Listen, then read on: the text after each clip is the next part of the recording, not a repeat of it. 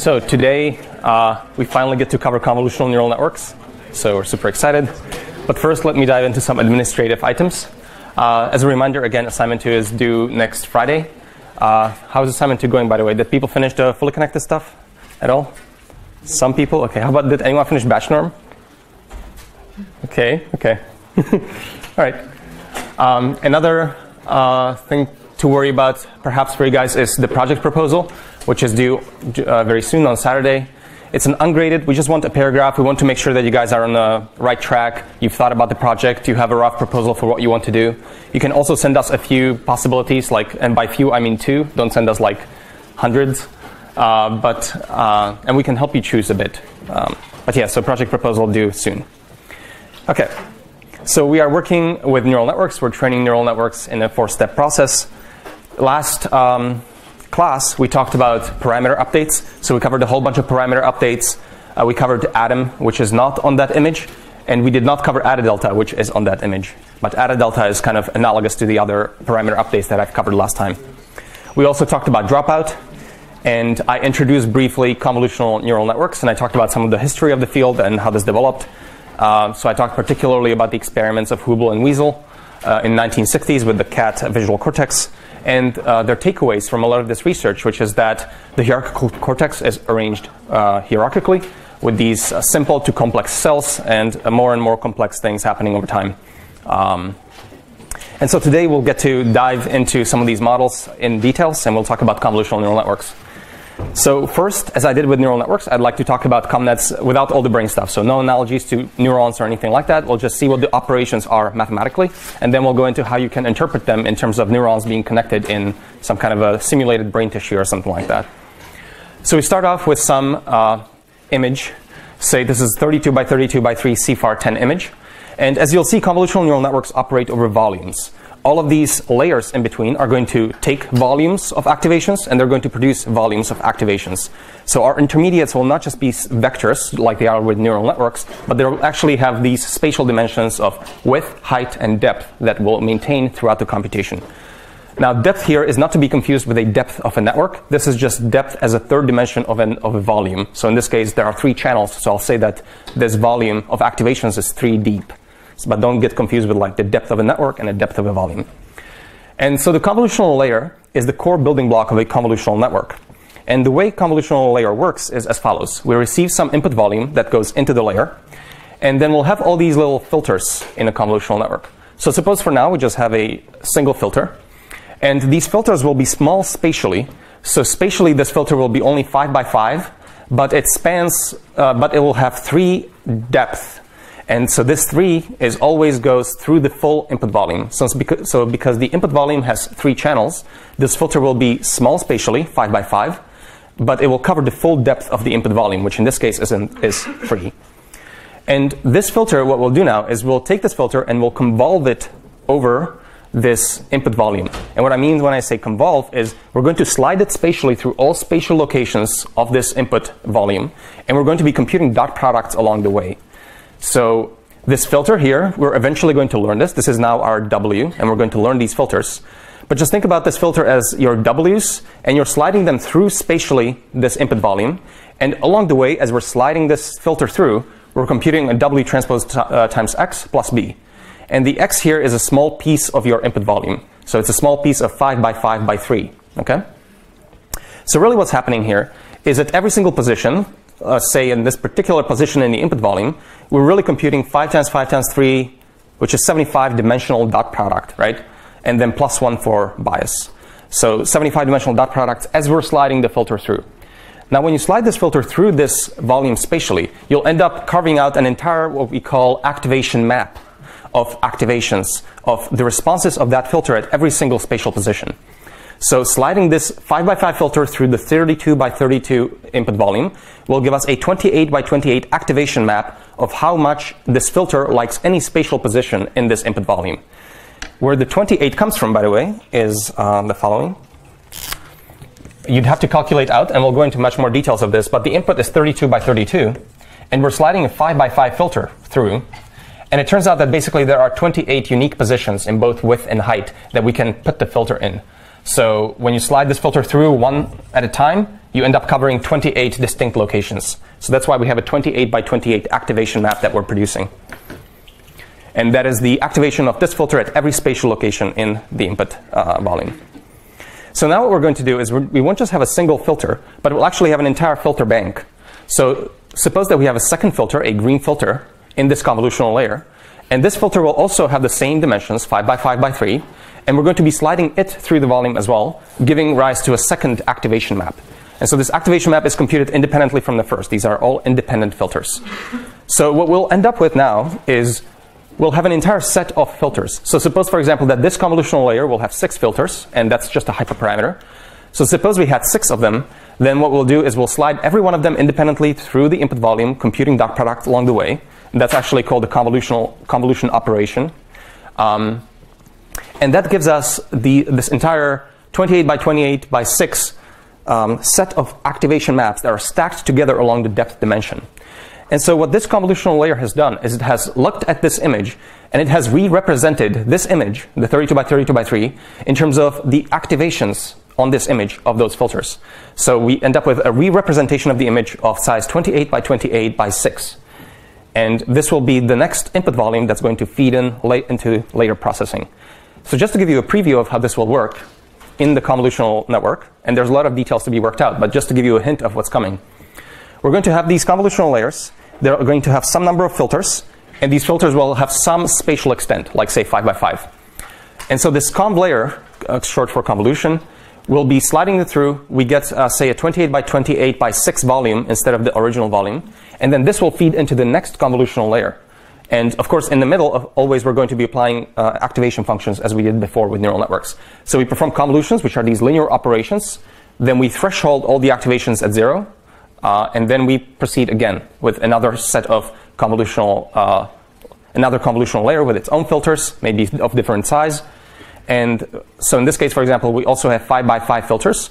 And we're going to slide them through this volume now, giving us a rise of 24 by 24 by 10, because now suppose we have 10 filters in this second layer.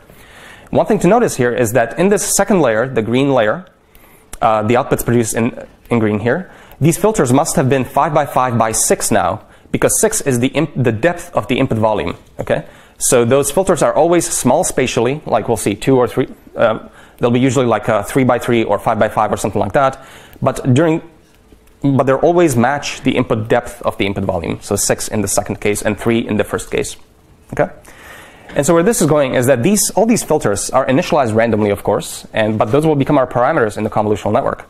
And so what's going to happen intuitively is we'll end up building an entire feature hierarchy. So suppose we have a convolutional network here. This is taken from slides from Jan LeCun. So we'll have all these convolutional layers along the way. And what you'll find is that when you visualize this is already a trained convolutional network. When you look at the filters on the very first layer, so say these are a little 5 by 5 by 3 filters, you'll find that they will, through backpropagation, tune themselves to become all these little blobs of edge pieces and little color pieces and blobs. And so these are basically the filters in the first convolutional layer when you visualize them. So all of these filters will be looking for these things in the original image when we convolve through. And as you go into deeper and deeper convolutional layers, and we're performing this successive operations of conv and conv on top of each other, you'll end up eventually with the second convolutional layer, for example. It's going to be doing dot products over the outputs of the first conv layer. And so it's going to be basically putting together all of these little edge pieces and making larger and larger pieces out of it that these filters here are going to get excited about. So in the second convolutional layer, maybe you'll get a neuron that gets excited about or a filter that gets excited about like little circles in the image and so on, because they'll be putting together all of these guys through these dot products. And so on until we end up with all of these, we'll end up basically building up all of these templates for all these different object pieces, like little honeycombs, some kinds of things, or circles and so on, extended parts of objects. And so all of this is initially all random, and this will all just come about. One point to make here, by the way, is that in this very first convolutional layer, I'm visualizing the raw weights, the 5 by 5 by 3 array. But these are not the raw weights, right? This is just a visualization of what these layers are responding to in the original image, right? Because these filters here are still 5 by 5 spatially, not this looks larger, but they are operating over the outputs of these filters, right? So that's just a subtle point I wanted to bring up. And so you end up with an image that's very similar to maybe what Hubel and Wiesel may have imagined, where you have these simple cells looking for, say, for example, a bar of a specific orientation somewhere specifically in the image. Okay? And then we're building up the hierarchy of these features and composing them together spatially to get more and more complex responses of different kinds of objects and so on. And so to put this another way, let's, for example, consider this example where we have this input image here, which is a small piece of a car, I believe. And so in this example, we have on the first convolutional layer trained all bunch of filters. There are 32 filters of 5 by 5 spatially. And these are example activation maps, that what these look like in practice. So say, taking this filter here and convolving it spatially over this image gives us an activation map. And in these activation maps, white corresponds to high activations and black corresponds to low activations, low numbers. And so, for example, here we have a filter that has a bit of orange stuff in it. And so when you slide this filter through this image, you'll see a lot of activations in this area where there's the headlamp or something like that, because there's orange stuff there, so this filter gets happy about that part. And so these are the activation maps produced by these filters. We'll stack them up along the depth, and then we'll feed that into the next convolutional layer, which will be putting together combinations of these guys over and over again. And so a convolutional network will basically have a layout like this. And we'll see how we'll be arranging all of this soon. But there will be basically 3 core building blocks: a convolutional layer, a rectifier layer, which is like a nonlinearity, just thresholding. There will be pooling operations, which we'll go into in a bit. And there is a fully connected layer at the very end, which we'll also go into in a bit. But basically, the image feeds in here. And what I'm visualizing here is that every column here is a volume of representation along the way through the convolutional network. And every row here is an activation map. So there are 10 filters, I believe, in the first conv layer, and these are their activation maps. We then have thresholded them. Then we did another convolution, and then we thresholded that. We'll do a pooling operation, as we'll see. And piece by piece, we're basically creating these 3D volumes of higher and higher level kind of abstraction, until at the end we end up with some volume. And then these class scores for different classes of CFAR tensei example will just be a large fully connected layer, meaning that it's just like in a neural network where you have these neurons that look at they have connections to everything in the previous volume. So this last volume here will be stretched out into a giant column, and then we'll do a last matrix multiply to get the scores for all the different classes. So that's what convolutional layers will be doing. Now, to take a closer look at we're going to take a closer look at the spatial dimension of exactly how this 28 came about and what's happening there. But before I dive into some of those details of the spacings here and the sizes of filters and all this mathematics, is there any questions about just the basic organizational kind of layout and what convolutional layers are doing? Go ahead. How do we choose the number of filters? That's a great question for a few slides, so we're going to go into that. But the basic, I'm trying to see if the basic operation makes sense. Go ahead. You can represent the convolution operation as a affine layer, right? So why do we, if we just train a basic affine layer, it should probably, so does it like just reduce the parameters and make the training faster? Yeah, thank you. So you're saying that we're basically computing dot products, and we can represent those as an affine layer. So we could have an affine layer that, yeah, so I think we'll go into that in a bit. Basically, think about it, it's a local connectivity to the input. So we're still doing dot products, but not with the full image. And so, yes, it's mostly a computational kind of control. Also, as we'll see, it's a parameter, it's an overfitting control as well. And we'll come back to that in a bit. So let's look at how the spatial sizes work out now with convolutional layers. We saw that we took a 32 by 32 volume and filtered with 5 by 5 and got a 28 by 28 activation map.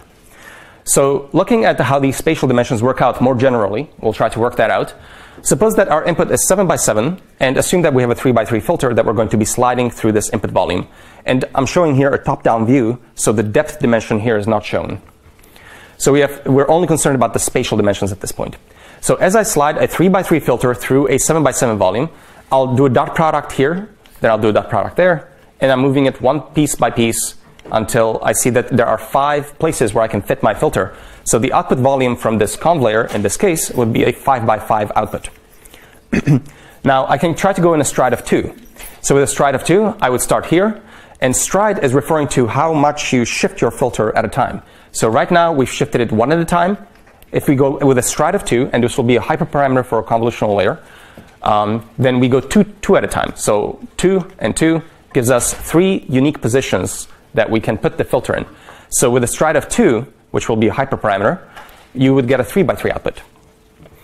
And we can more generally think about what happens with just arbitrary things here. So say I wanted to do a stride 3. What would be the output volume size in that case? 2? Yeah, so 2 is a reasonable answer. Maybe even 3 is a reasonable answer. For the purposes of this class and the notes and everything we'll do in the class, I'll just say that it doesn't fit and you can't do it. Okay? So we'll just say that it does not fit equally. And the reason is the following. Basically, there's a very simple formula that tells you how many filters you can fit in a given size of n. So suppose we have n by n coming in and your filters are of f by f.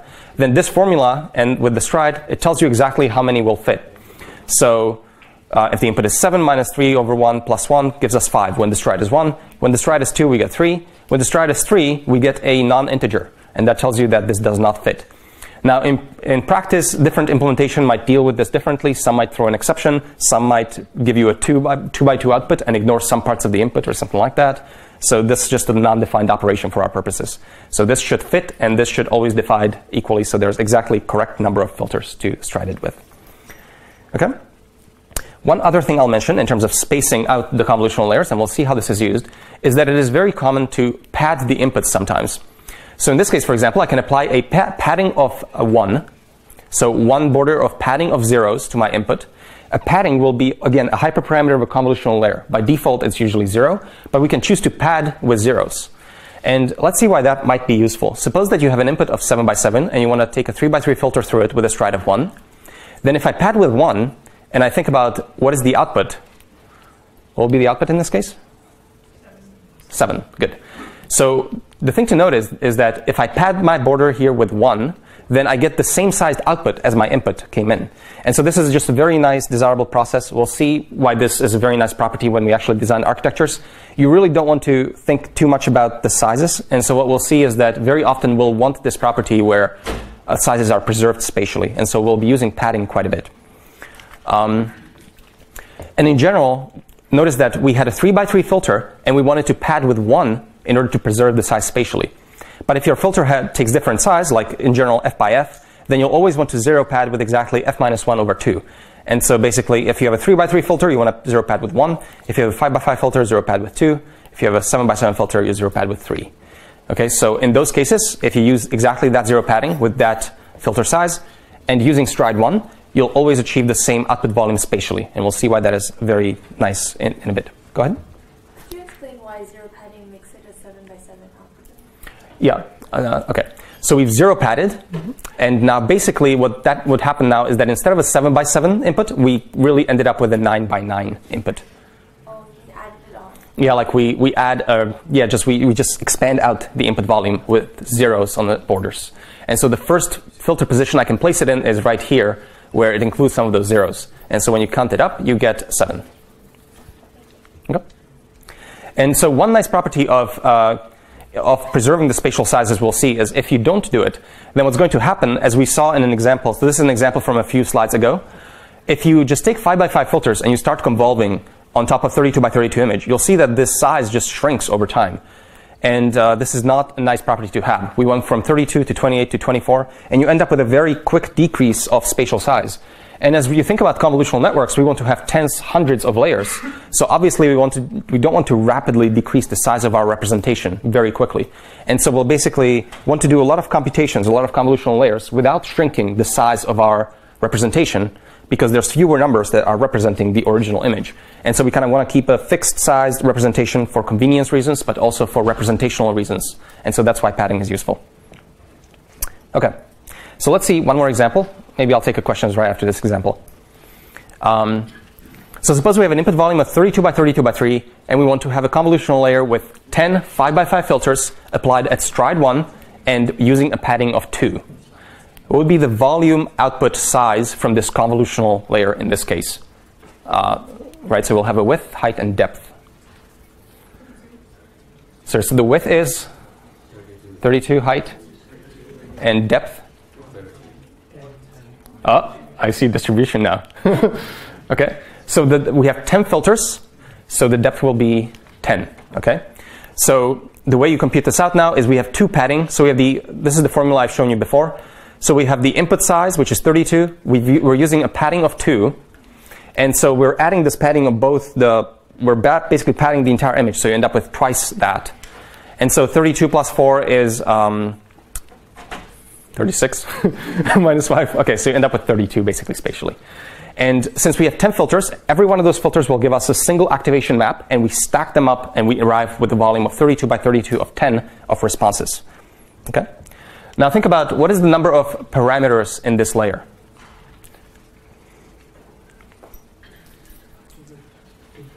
Number of weights? 250. How would you arrive at 250? 10 times 5 times 750. 10 times 5 times 5? Times 3. Times 3. So what is that? 750? Do people agree? Yeah, okay, sure. So 750. I would add that, okay, usually we also consider the biases. Every filter will have its own bias as well. So 750 is correct, except you're not accounting for the +1 for the bias. So we'll arrive basically, every filter is made up of these 5 times 5 times 3 numbers +1 bias, 76 parameters per filter, and we have 10 of them, so we end up with 760 parameters in total in this particular convolutional layer with these hyperparameters. So as a summary of a convolutional layer, to just put this with a lot of parameters here, you always accept a volume of W1, H1, D1, and a convolutional layer produces a volume of activation, W2, H2, D2. And a convolutional layer takes 4 hyperparameters, K, F, S, and P. So the number of filters you want, the spatial extent of these filters, the stride at which you want to apply them, and the amount of zero padding you want to do on the borders. And using these 4 hyperparameters, we can uniquely compute the size of the activation output using the formula I've given you. And we also know that the depth will be the number of filters. And the total number of parameters that we're introducing, as we saw in a previous example, depends on basically the filter sizes times the input depth. And then that's number of weights. And then times K, because that's how many weights we have. And then plus K biases, one for each filter. And just computationally, in terms of how you arrive at every single slice of your output volume, is just by doing this convolution of sliding this filter through and computing dot products. In terms of common settings of these hyperparameters that you'll see in practice, and we'll see a lot of examples of case studies by the end of this lecture, K usually is chosen as a powers of 2 for computational reasons. Because if some libraries, when they see powers of 2 in terms of number of, say, like your dimensions or number of kernels, sometimes they go into a special subroutine that is very, very efficient to perform in a vectorized form. And so that's why we use powers of 2 usually. Sometimes that can give you actually an improvement in performance. And what we'll see is that the filter sizes typically say are 3 by 3 filters, in which case we want to pad with 1 so that we preserve a spatial size. Or if they're 5 by 5 filters, we want to usually pad with 2. Or maybe we want to go at a higher stride. We'll see examples of applying all of this. And the last example, one you might see often also, is filter size 1 by 1 applied at stride 1 with a padding of 0. And I just like to make the point that this sometimes confuses people to see a 1 by 1 filter with convolution that seems to not make sense. I just like to point out that this actually does make sense in convolutional layers. And the way to think about it is, suppose you're working with this example. So 56 by 56 by 64 volume coming in, and doing 1 by 1 conv with 32 filters would give you the same sized output, except for 32 in depth now. And each filter is 1 by 1 spatially, but you have to remember that we're doing these dot products through the full depth of the volume. So every filter here would actually be doing a 64-dimensional dot product, because these filters extend through the depth of the input volume. Okay, so normally when people cover convolutions in, say, mathematics classes and so on, you're dealing with 2-dimensional signals, and so it doesn't make sense to talk about, say, 1 by 1 convolutions, really. But in this case, because of the depth, we actually end up performing a 64-dimensional dot product through the depth, as people like to call these sometimes fibers or depth columns. Through the fiber of the input volume, we end up doing a dot product, and then later we're going to threshold that. And so you're doing some reasonable computation. It's just you're not merging any information spatially in that particular case. Okay, so at this point, any questions about convolutional layers? Go ahead. Why is the size of F always odd? Thank you. I forgot to mention, why is the size of F always odd? You almost always see 1, 3, 5, 7, 11 sometimes, and that's mostly what you'll see. You won't see even numbers for the sizes of filters just because odd filters kind of have this nice representation of, 3 is the smallest thing that makes sense in terms of having something on the left and on the right of a filter. It's kind of you can do 2x2 filters. I've seen some people do it, but it's not very common. So the lowest people usually use is 3x3 just for convenience. It makes sense. It's kind of the lowest filter size that I think makes sense because you have something to the left of you, something to the right of you, and you're applying filter at a specific, well-defined position, not somewhere in a weird part of. You're applying the filter around a specific position that exists in the input volume. Go ahead. What if the depth overtakes spatial number, like the length becomes a rectangular size? So you're asking about what if the depth is very, very deep, but your spatial dimensions are relatively small? That would be perfectly fine. So you might have, say, a 6x6 by 512 is something you will see in some of the convolutional networks we'll see. So very deep and very small spatially, and that's OK. No problems there. All right. Go ahead. Why pad with zeros instead of whatever's on the border? Oh, I see. Thank you. So you're asking, when we're doing padding, why not pad with something more reasonable? Like, say, like there's many other schemes you might come up with how to actually pad. It's just because I don't think there's maybe very good explanation to that. It's just when it's zeros, then your filter does not take those things into account. It's only taking your actual numbers into account. And when it's doing dot products with zeros, then those things don't end up contributing to the output of that filter. And so that's probably why people choose 0, is because you want to have this concept of the filter, say, like ignoring that part of the input, something like that. I think it means like if you cut off something in the picture, but there's actually something you can expect is continuous, so you can use that value. If there's something in the picture, so when we do this padding, and this is our input image, then when we do this padding around, the full input image. So you actually don't know what's outside of that image. We'd be padding with zeros because you don't know actually what's in that image. That is the same as the immediate neighbor. I see. Yeah. So you're saying that we could maybe fill this with immediate neighbors or something like that. In practice, that's true. I don't think people end up doing that a lot. But yeah, that's something you might imagine. I don't think it's common. Go ahead. Should both the spatial dimensions and the filter always be squares? Thank you. So are we always working with squares? The answer is yes. So this came up in a very early class where someone asked, say for ImageNet, we have all these images of different sizes, like say rectangles and so on. We always resize to just squares, just by default. And we'll see how we can process non-rectangular images later, I think. But just for now, just assume everything is a square. OK, go ahead. Can we use filters of different size in the same layer? Can you use filters of different size in the same layer? Usually that is not done, just as probably computational convenience. That is not common to see. Thank you. Go ahead. Is it common to, instead of padding the border, to just not convolve on the edges? So you only convolve on areas where you get image pixels that can fit the entire grid? Yeah, so you're asking, is it common to not basically do padding and only do convolution inside stuff that you actually have data for? So avoiding padding. So I think to that point, I have to go through a lot of slides here. If you were to do that, where did I cover this? OK, I'm completely lost in my slides now. OK, here. So if you were to not pad ever, then your conv layers would always decrease the size spatially. And that's not something you might want necessarily, because if you're collapsing the size of your representation too quickly, then it's just computationally. You want to do more computation at the fixed spatial size for a while, and you don't want to necessarily just reduce it very quickly. Empirically, it just doesn't work as well. I've tried it. Doesn't work. Bad idea. Good. Thank you. So for each layer, we're doing the convolutions always across on the previous input volume, not on the original image. So only the first convolutional layer has access to the image. The second convolutional layer only has access to outputs of the first convolutional layer, and so on. All right. So just to give you examples of what this looks like, by the way, in libraries like, say, Torch, we have these 4 hyperparameters that I mentioned. So if you look, for example, at the API of spatial convolutional layer in Torch, you'll see that they require a whole bunch of parameters here. So they require, for example, an input plane. An input plane, it actually is not one of these hyperparameters. That is the depth of the input volume. And they need to know that when you construct a layer, because they're about to initialize the filters. And so these filters, when you initialize memory for them, they need to know what's the input depth, because that determines how large they will be. So you take the input plane, how many channels are there in the input volume. Output plane is here, how many filters you have. KW and KH are the kernel width of the convolution. people use interchangeably the two words, filter and kernel. You'll see me also interchangeably use the two terms. So the kernel width and height are the f, and dw/dh here are the step of the convolution. By that they mean stride. And pad here is what padding you want. So you see those 4 hyperparameters, and also here you have to pass in the input depth volume as well. You'll see the same in, say, Café. I don't want to go into this too much, but you'll see like num output, this is number of filters, what is the kernel size, what is the stride, so these kinds of parameters. And I was going to go through lasagna, but I think in the interest of time, they all take the same 4 hyperparameters, trust me.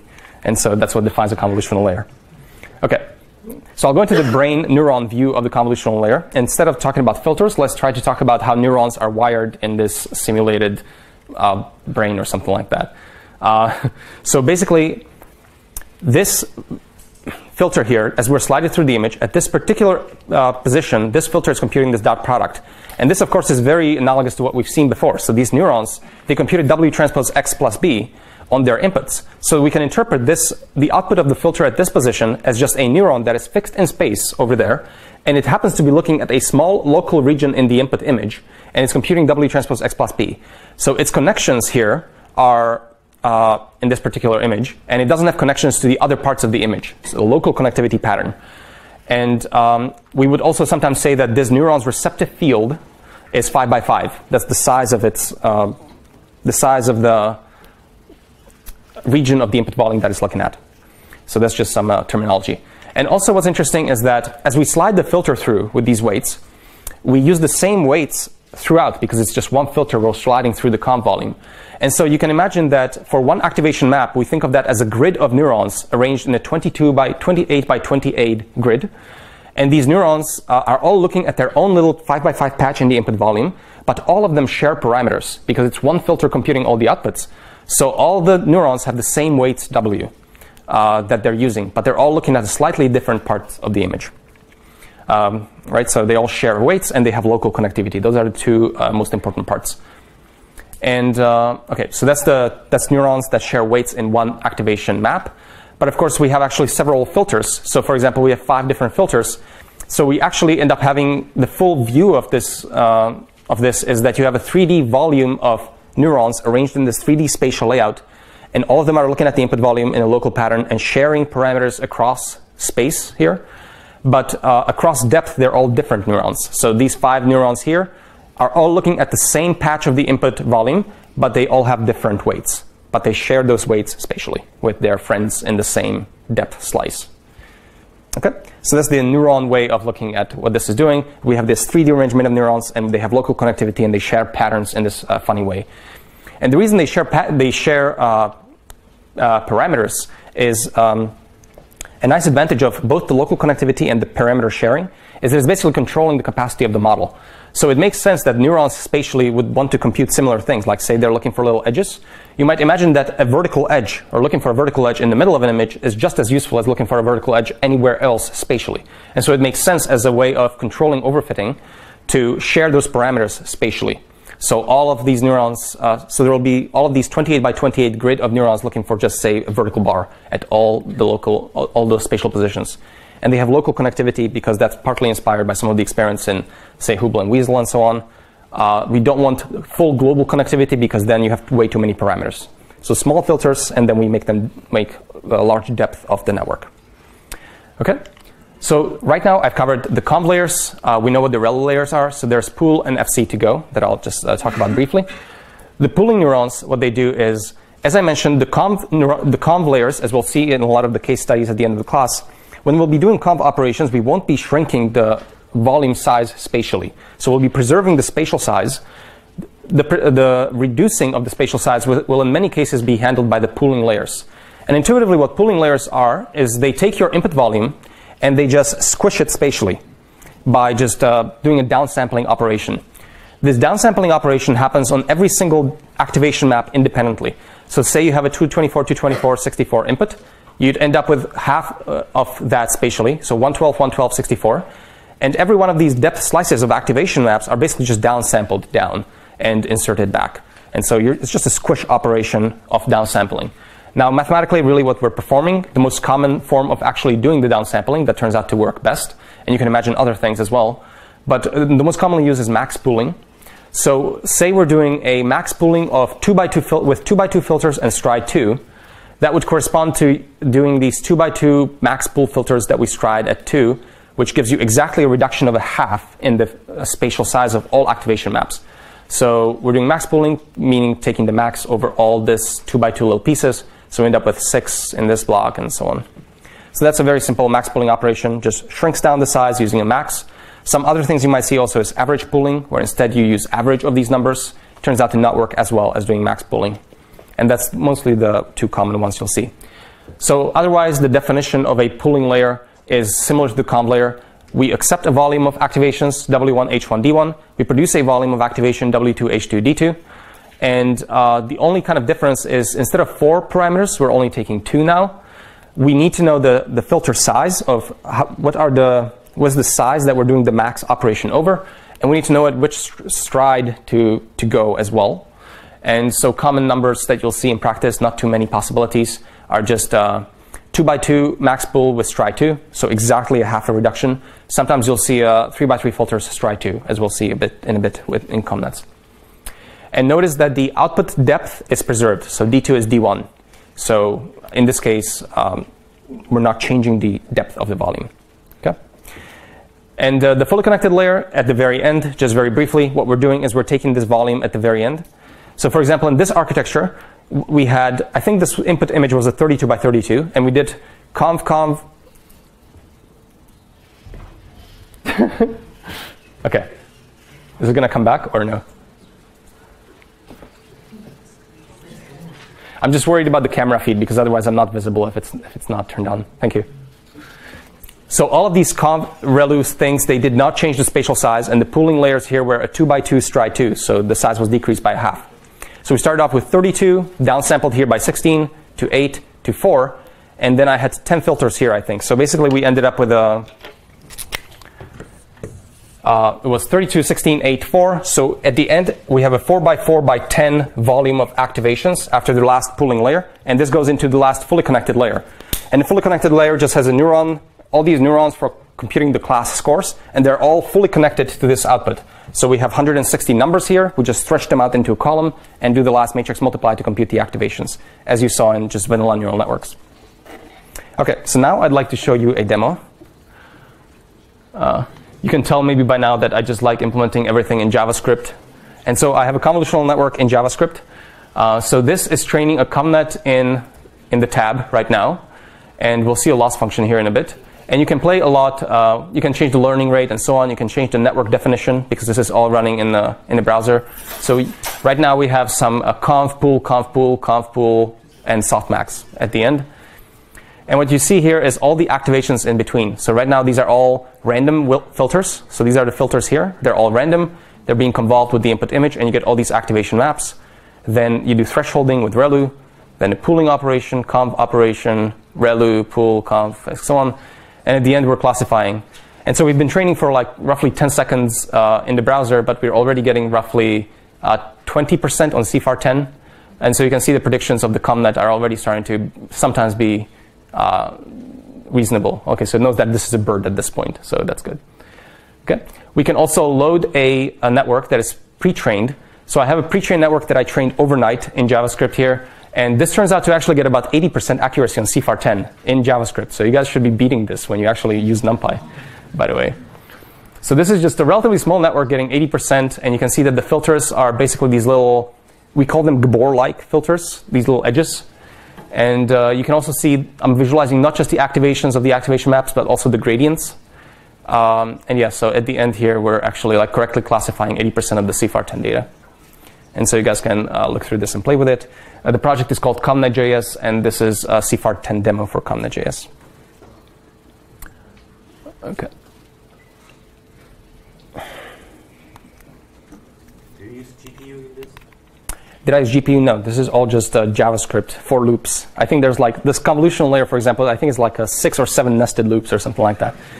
But it turns out that the V8 engine in Chrome is actually really good. So JavaScript happens to be actually relatively fast today. So this is all possible. But WebGL should be implemented soon.